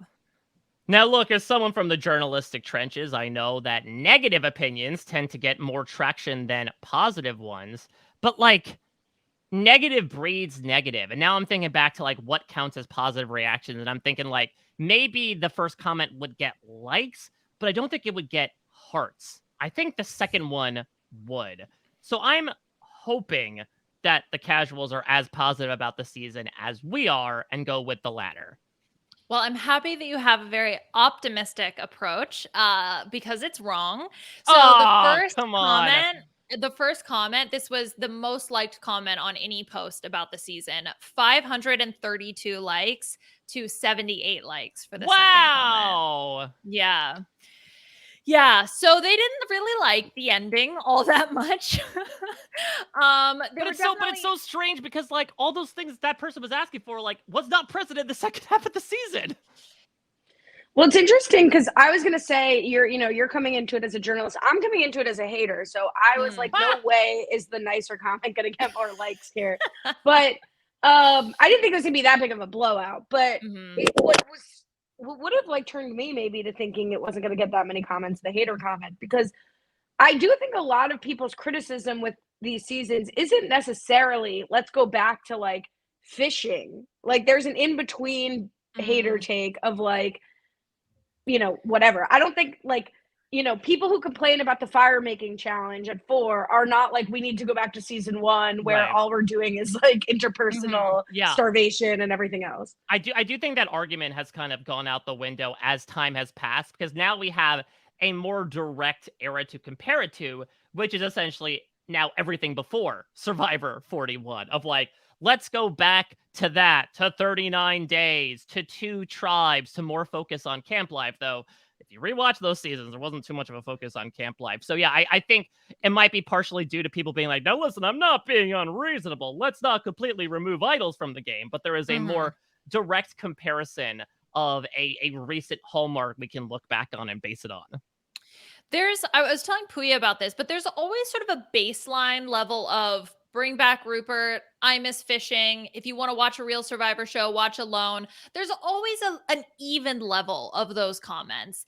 And every once in a while you get little peaks, but I would say like it's just always present there. And the fact that it was included in this, like the more working fishing, I don't really think that was like, that's not the reason why I think it got so many likes. I think people were a little bit frustrated with the ending of the season. It just so happened that comment elevated to the top because there's always comments about like, bring back Russell. Where's Boston Rob? It just always exists. Do you think they're just confused? They thought Boston Rob was on the scene. Like, where is he? I thought he was supposed to be on here. Which one is he? Was renovating houses in Fiji. Where is he? I mean, that was the start. You could argue that Survivor 39 was a backdoor for secret celebrity renovation for Boston Rob. Yeah. I'd rather him do Drag Race, but it's fine. Mike, you're such a dirty bird. Stop making all these overt sexual references. Listen, what a dirty bird. If you cut me, I bleed overt sexual references, okay? I'm type O for overt sexual reference. Yeah. He's an OSR. Classic. Oh my OSR. God. Oh my God. I'm sorry. It's a crisis. What happened? Oh my God. It was the overt sexual references. Oh my God. I'm sorry. What happened? It's fine. Don't worry about it. My earbuds keep dropping out of my head. I'm not equipped for this. And then I went to get it and I fell and I tripped on water that I was trying not to put on the table because I was thinking of Josh Wiggler, stop bumping the table. And then it went over there and then I fell. It's a slip and slide over here. My God. Can you ever hear me? Like the audio's been terrible this whole time. I'm sorry to everyone. Everything's fine. Ali, you were doing fantastically. And what a better way to channel the je ne sais quoi of Carolyn over the course of this podcast, right? Exactly. Yeah. Touch your eyes, make some noises. We're all good. All right. Well, Ali, Scally to make a meme carousel of me or whatever you predicted. You're gonna be the the 5th person not removed from the B&B podcast. All right, Ali, let's go to you. Let's see, even amidst this kerfuffle, if you can get a question right to take the lead here. So here are your 2 comments. A, I loved this season of Survivor. So entertaining and fun. Very happy with Jam Jam's win. I'm already counting the days till next season starts. Or B, actually, I thought it was a good season. Wanted Carolyn or Carson to win. Would love to see them come back. Oh boy. I was tempted to like looking forward to next season might generate some like, yeah, like woo. I may not have liked the general like tweet, but like, yeah, I'm into it on the, I just call it a tweet, whatever, next season. Mm-hmm. But do I think there are more Carolyn and Carson fans than people who would just support the season as a whole or Jam Jam? I'm going to say B because I think people of the Facebook generation want returners immediately, are in the like, I want them to come back. I'm not acknowledging that Jeff has said people can't come back. Okay, I love the logic. It is No. correct. I think yeah, no, Good I think it's swerve. correct. I do think though, I think it's swerve. because of the Carolyn and Carson. I think Carolyn and Carson have a lot of fans, and so that's probably the reason. But yeah, I mean, I don't think they think about the fact that Jeff said that. I think that's just sort of in one ear and out the other. Yeah, no, it feels very casual to be like, I want them back immediately. I like them, bring them back. Right now. Yes. Okay, so Ali, that is a point for you. Count it. Here, Mike, let's go back to you. Mhm. A, I was so glad to see Carolyn get 0 votes. Or B, I don't know why Carolyn didn't speak up for herself. She deserved to win. Oh, this is tougher than you may think, because if we're going along with the logic that won Ali the last round, great. Mention Carolyn, you're going to get a bunch of likes. But on the other hand, I could imagine certain types of people being like, well, of course she didn't get any votes. She was annoying. She was weird. Nobody liked her. So I'm wondering, like, what beats out toxicity or standing? I mean, I'm all about the standing over toxicity, I suppose, when it comes to my life. So I'm just gonna keep going on the positive train that the season has been on in general and go with B. Okay, that's good. I thought you maybe would consider the option with the negative of it all being the winner, but no, Carolyn, they liked that comment more. 195 likes, actually. Woo! Yeah, so big Carolyn stands. So we are Yeah. tied 1-1. Wow. I was actually thinking about this the other day. Is Carolyn one of the most, like, near universally positively received players we've had in quite some time on Survivor? Yes, I think so, for sure. Yes. I think the fact that the Facebook and the Twitter and Reddit are all kind of in agreement, at least in Yeah. terms of her being a fun character to watch, I think that that's stellar for her and very rare. Yeah, that's what I was thinking, right? She's like the pizza of Mm. Survivor at this point that she was, gobbling down, that Jeff was so happy to see her do at the after show, where like everyone supports her in some way by the end of the season, which is so rare. And I feel like maybe the closest would be Marianne, but if I recall correctly, a lot of the 42 discourse in the finale was like, Mike should have won, Marianne didn't deserve to win.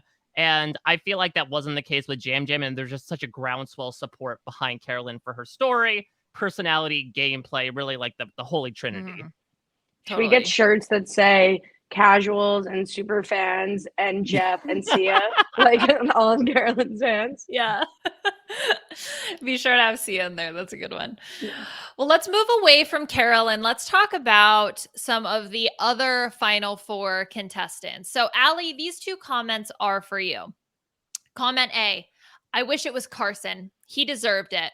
But I'm glad the girls didn't get it. They didn't do much to win. Jam Jam played a good game. Or B, I was rooting for Heidi after her insane fire win. Hell of a move she pulled off. Okay. I was gonna go with A until the girls part. Like, I thought like the Carson of it all. But I'm gonna go with B because I feel like casuals love fire. I was on the exact same train as you, Ali, but no, comment A got more points. I was actually shocked because I thought the casuals were going to love this throwing themselves, like herself. She threw herself in a fire. No, she won. I mean, look at the top comment of the evening, right? It seems like they don't like fire making anymore. No one cared. Like, no one cared. I mean, this comment got 35 likes, and it was the most liked comment I could find about Heidi. No one, but it was weird. It's not like people were negative about her, really, except for like that one, the girls comment thing. But for the most part, people just didn't talk about Heidi. It was like what she did, which is in 43, like would have been the game-winning move, but just like didn't even move the needle for the casuals. And that was probably the thing I was shocked the most about to find with going through the comments. Yeah, I mean, we're coming up on 10 seasons of not only the B&B, but also of the fire making challenge. Liana, our podcast is as old as the fire making challenge is. Could it be possible that it's become old hat to people, that they're like, okay, we're done with it. We've seen enough. Great. congrats to you for, making a fire to the length of like a regular song that you hear on the radio. But Yeah. at the same time, maybe they've just seen every single outcome that the zazz is gone from it. Yeah, it's entirely possible. Well, let's see if there's any zazz for Matt and Franny, because there's zazz and there's something else that ends with ZZ. Okay, here's your comment. Comment A. Matt and Franny forever. Heart emoji, double heart emoji. They are adorable together. Or B. Jeff, I'm a great grandma now and have never missed an episode. Wait. Okay. Congratulations. What? That's it. I'm a great grandmother. Okay, I have to undress that. No, don't use that term. I have to. Oh my God. Unpack 5 minute this. mute, 5 minute timeout. I have to unpack I get the point. this. I have to unpack this because Jeff. So first, she assumes that Jeff is the one viewing all the comments here. She's directly addressing the man, the myth, the legend. I am a great grandmother. Is this a recent event? A recent role she stepped into? Is she introducing herself? I've never missed an episode. That makes sense. I just feel like the syntax is such a mystery to me. I'm low-key obsessed with it. Mm-hmm. That being said, Dude, I'm crying. I'm a great grandmother. The I've never missed an episode makes sense. I'm a great grandmother. I have questions about it. But just imagine, if you're just like, Jeff, I'm an uncle. I've never missed an episode of Survivor. What an odd non sequitur. Well, I mean, I think based on sentence structure, the two are related in some way. I think it's I'm a great grandma and I've never missed an episode, meaning that So what? Stop making the show for children and start considering that me, a great grandma, is still watching and interested in the show. Goodbye fire making. Hello knitting for your final four challenge. The first to knit a scarf. Knit one, purl two, final three. All right. Listen, with no offense to great grandma, I don't think her reveal party is going to earn as many accolades as Matt and Franny. So I'm going to go with A here. Should have gone with great grandma. What? I don't know. I don't get it. I don't understand. Yeah, great grandma got 42 likes. Matt and Franny forever got 13. Well, they don't have a lot of faith in that couple, it seems. I'd really like to know the comments because I do feel like in a Facebook community, if you announce some life event that people can relate to, people are like, oh my God, congratulations. And then we pivoted to 50,000 comments about that. Right. Or if you're just scrolling through, you don't realize what page you're on. You're just like, oh my God, congratulations, great grandma now. Oh, so that's a way. That's interesting. That. Should you farm a bit? Should you post on, hey, Jeff, I just had a baby. I'm naming them Survivor, and just wait for the likes to pour in? That's how you do it on Survivor Facebook page. Do you think that's Suri Cruz's full name? Oh, Survivor Cruz. Yes. Okay. There we go. Suri would be a cute nickname. Yeah. Or Vivey. Viv. Okay, well, it's all tied up. Ali, this all comes down to you. Let's see if you can get this last one correct. So we're sticking with Matt and Franny. Is it A, the best thing this season produced was Matt and Franny? Lol. Or this was the best season in a long time? Ooh. I How feel much like the Matt person. And Franny need credit for that. As I say, I feel like my first instinct, at first blush, I think the person who wrote that is the same person. The person who would like that would also like the other. But is it really is that an algorithm? If you like this, you might like this that, comment. Yeah. But is it really more of I'm liking that because I hated this season and the best thing that produced was this couple and I don't care about the season. So you guys didn't think it was the best in recent seasons. We just did that ranking, but you're not casual. I'm just going to say, despite what the last round said, there are Matt and Franny stands. So I'm going to go with the Matt and Franny one, which I believe was A. Mm-hmm. And that is correct. It was a close one. It was 20-14, but yes, the Franny stands seem to outstand the season stands. if that makes sense.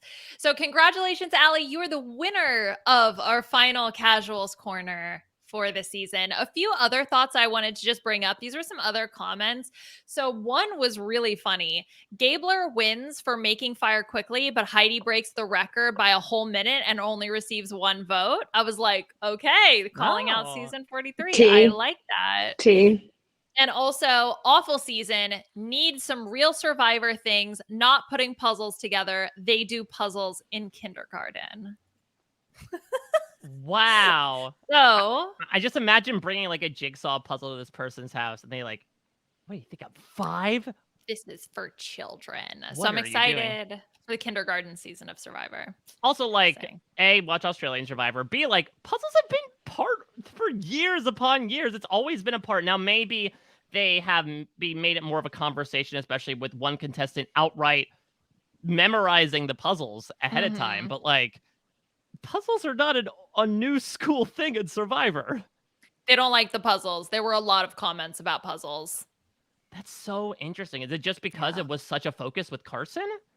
I don't know. Maybe it's like not enough puzzles, but there's always not, too many puzzles. I felt like there was a bit of an uptick though on this particular response. And I think it's probably because of the focus with Carson. Now, ironically enough, that is a puzzle in and of itself. Wow. You have become the very thing that you hate, Casuals. I do want to say me beating Mike Bloom in Casuals Corner is a little bit unfair. It's like Mike beating you, Liana, after interviewing the cast. Like, I am a casual, especially by comparison with the two of you. So, sorry, Mike. It was, I always had it in the bag. I'm happy to get dunked on, especially by yourself. My people. This is when we find that you're the one that posted, Jeff, I'm a great grandmother. Oh my gosh. Wait, did you post this one, Ali? Well. I need to go on Survivor. Don't do anything and win.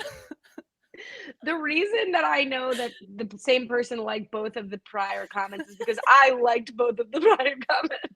Ali was there. That was Ali. Yeah, Ali actually wrote 3 of these.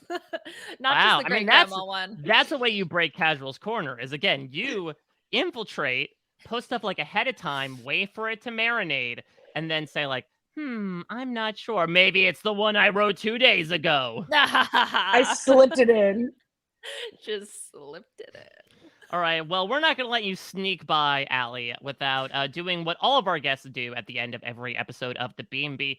Highlight a charity or cause that the audience should pay more attention to, especially no more Survivor. We are officially in the off season, but it is never the off season when it comes to giving and dedicating our attention to things that we can do in the world to make it a better place. What do you have to highlight this week? Yes, this is not news, but I have to pick it, especially given the 3 of us on a podcast, which I always love. I believe I have highlighted the ACLU and B&B visits past, but specifically I'll shout out the Drag Defense Fund. All of us have enjoyed RuPaul's Drag Race podcasting and watching, and it's a really, really important cause to get behind right now while LGBT folks' rights are under attack. So I will be making a donation as soon as we get off of this pod, and people can, the website is long, but I think you link it in the show notes and you search Drag Defense Fund. It comes right up. Ali, this was such a pleasure. You might have felt like you were tripping and spilling water, but you were spilling the tea and hitting the landing, as you did fantastically as per usual. Now, listen, we got about like 50 billion commercials for it during the finale. Reality TV might be in a bit of a holding pattern until August, but when it shows up, you will be back behind the mic talking some challenge, no? I will be. There's some speculation internally at the Challenge Wrap Up that maybe All-Stars 4 might drop before, but with, this is, who knows with the television landscape right now when they might be saving that for. But certainly Brian and I will be back in August talking about the challenge. CBS, featuring some familiar Survivor faces at robhaswebsite.com/challenge feed. And then I've been talking about the Vanderpump Rules scandal of it all with TikTok Nicole and Haley Strong and Brian Cohen on the Bravo Wrap Ups feed, which is same website /Bravo feed, I think. That's been a lot of fun. I won't be on this week, but we've covered the finale. We dropped 1 for part 1 of the reunion. They'll be dropping part 2 this week, and then we will wrap up with part 3. What a momentous occasion. And then we just recorded, Kiva and I just recorded in GOG. It's never stopping. We're getting through it. Yes. Once every 6 months, we're getting through it. Anchor.fm/New Girl Old Guy, which is an old link. I just searched New Girl Old Guy. Like, I'm tired of this. Everything's changing. Yeah, listen, it's like a biannual Christmas, right? Every 6 months, you get to open up a present of you and Akiva chatting. So I'm curious, did you on Wednesday night watch the entirety of the Survivor finale, or did you tune into the reunion halfway through? It's a great question. I watched all of the Survivor finale, but I was at this is not what you're getting at, but I was at a friend's house and I did leave before the 30 minutes were up and they recap and watch that the next day just because people wanted to go to bed. I wanted to stay, but no. But yeah, I did choose the Survivor finale over Vanderpump. Dedication. We Good to absolutely know. Despite love my casual status. Listen, no matter what, it's eyeballs on it. And I also read something that, like, from the 2022 to 2023 year in television, like, Survivor, I think, outside of football, had, like, the highest ratings for 18 to 49-year-olds. So thank you, Ali, for not watching Vanderpump during the 3-hour Survivor finale. It's my joy. I'm not a great grandmother, but I have been watching since the beginning. And I'd like people to know that and like this podcast to show that you've seen that and you like it. All right, love that. Liana, as Ali mentioned, you are dragging it up. Unfortunately, not with Matt Blankenship yet, but you are also covering a reality show that is one of the rare ones to be on the air for the next 2 months. Yes, we're doing All Stars Season 8. Beth Amon and I are covering everything with that season. It's been chaotic, questionable judging as per usual. So, we're just living our lives, our best lives, our French vanilla fantasies over there talking about Drag Race. And then I'm also going to be guest starring on Hit It or Quit It. I'm going to be talking about the Hot Wheels Ultimate Challenge show. Yeah, I ended up getting like a merch package from NBC about this that was just a bunch of Hot Wheels. So it may be Asher's favorite show, but I had no idea. I don't understand. I don't know. I haven't seen anything about it. I want to go in completely blind. Not gonna lie, though, I was a little bit more of a Matchbox girl myself than a Hot Wheels girl. So I don't know. Let's see if they can change my mind with this TV show. I've tweeted this, but you think generally of a decent handling on the landscape of reality television offerings, and then you see a tweet about what Jenny and Robert covering. Yeah, you're like, wait, what? No, it truly is like you say TV like the back of your hand, and then you look at your head and like there's a new freckle there, and you're like, when did I get this? Yeah, when did I go out in the There's sun? 80, like the entire series. No, when I heard about them doing Judge Steve Harvey, like I asked Sam, like, oh, is this a new show? He's like, no, it's in season 2. Where did this come from? Things just, we are slowly but surely living in a society that has deep fakes and like AI that can gaslight us into things, but also like these shows that exist in the ether that apparently have been around for years that none of us have awareness of, except for like 5 people. Mm-hmm. Yeah. So, let's enjoy it during this off season. 100%. Well, to finish out this season, I, of course, had the distinct pleasure of getting to talk with the final 5 on Thursday.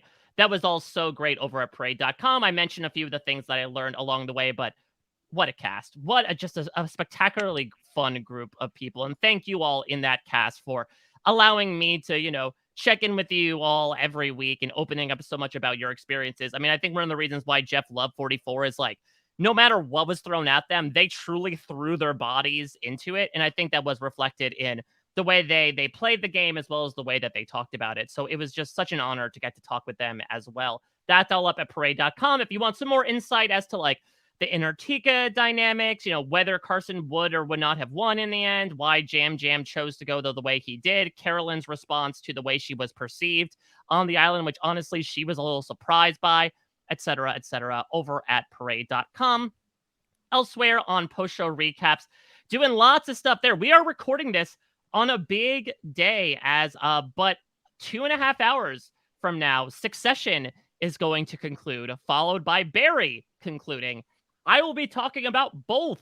I'll be talking about Succession on Sunday night with Jess Sterling and Grace Leader as part of the live reaction on post-show recaps. And then I'll also be talking about the Barry series finale with LaTanya Stark. So everything seems to be coming to a halt all at once. I have no idea what is in store for us in both Survivor 45 and the state of the world and television for the next 3 months. But either way, I'm so grateful that I had the chance to get to talk about this season with you, Liana, as well as just our fantastic repertoire of guests: Kevin Jacobs, Maggie Morgan, of course, the aforementioned Marianne, Jordan Kalish, Dr. Amanda, Chappelle, Puya, Peridium, Omer Zahir, Owen Knight, Asia Welch, Jenny, Phil T, and of course, in present, Ali Lasher.